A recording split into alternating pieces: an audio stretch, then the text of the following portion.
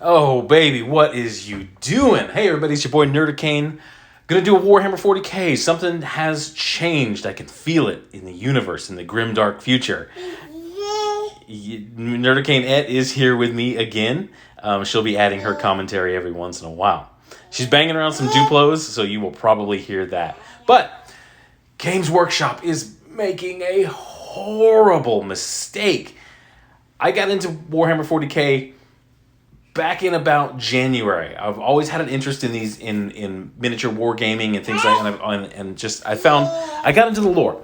What got me into the lore? As great as their stores are, the official Games Workshop stores, that wasn't it. When I started looking at the lore, when I started learning the lore, I went to YouTube, Chapter Master Valric, Arch, and I'm blanking on a lot of the other names, but it was those people who got me into it. They explained the lore, they explained the history, but they added personality and flavor and their own feelings to it, and that's what got me into it. I was like, I got excited for it. Got into the orcs. I'm an orc player, and I've really enjoyed it. Although I need to get back to painting quite a bit more, but as you can imagine, with a pandemic and a new baby, haven't had a chance to paint a whole lot. But Games Workshop came down and they said no more fan animations, no more fan cartoons, nothing done by the fans can be used as entertainment. And this is a horrible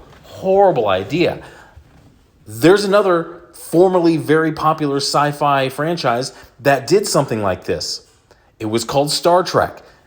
Here we are, 2021. Nobody gives a shit about Star Trek. It's graying out. The fans are getting so old. The fans had their kids. They got laid once in their life. They had kids. And then their kids grew up. And their kids just didn't get into Star Trek because Paramount is so vicious towards the fans. It's amazing that they have fans anymore. So the children of those nerds who only got laid once and had kids and were fortunate enough to have kids through that, they saw Star Trek and they were like, meh, it's old. There's nothing new. That's the thing.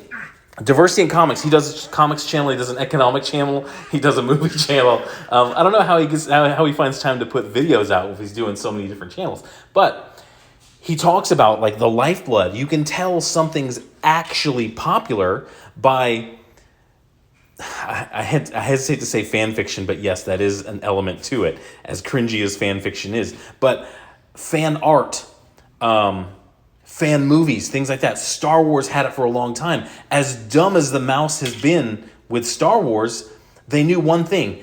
Part of your lifeblood is the fans that keep this going. They are the ones who kept this going. Imagine if Lucasfilm, if Fox had had that type of policy back after Star Wars, after Return of the Jedi, it would have died. There would have been no enthusiasm for the books. You wouldn't have seen things. The first fan film that I ever saw was Troops. And if you've never seen Troops, you need to go back because that's the first one that I can remember passing around VHS of this really funny Star Wars parody that looked good enough to be one of the movies at the time.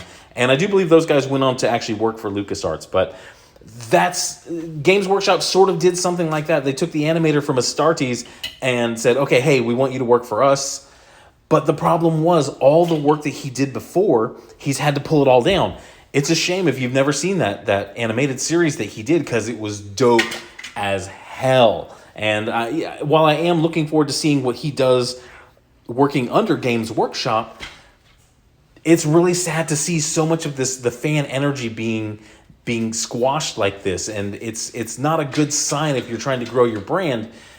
Which I can understand what they're trying to do. They're trying to grow the band. They're trying to grow the brand and have more control over it so they can do video games and they can try to, expand into other things, which we really could use better video games in the Warhammer 40k universe. But it's not a good thing. You saw with Axanar. If you know anything about Star Trek Axanar, it was a fan film. It was a very well-produced fan film. And Paramount came in and said, no, you don't.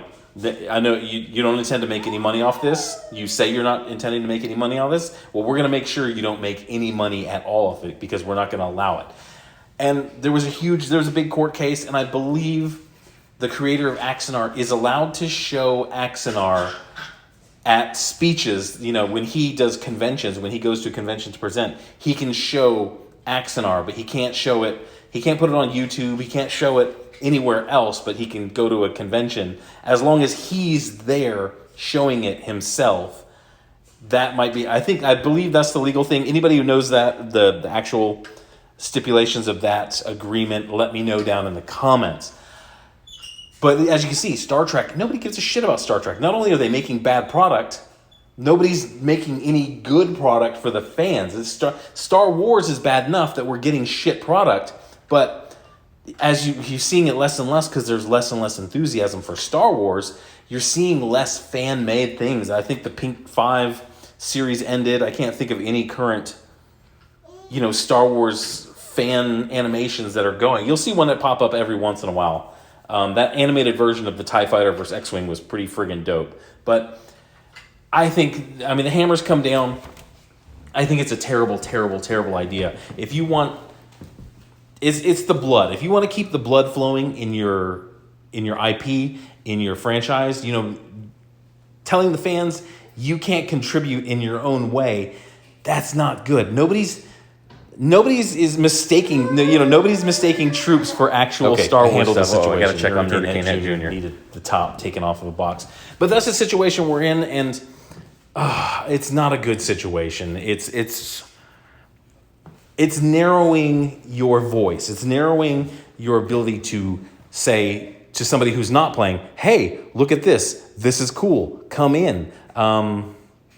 It's not a good thing for a franchise. I don't know how nobody could have shown them, hey, look at Star Trek. Star Trek did this, and they pissed off a lot of fans, and now the fans really don't give a shit about any of the Star Trek we're making nowadays. But that's the situation. Tell me what you think. If anybody's got a different view on this, let me know down in the comments. You guys, thank you for watching. Hit a like, hit a subscribe. You guys go have a good day. Bye.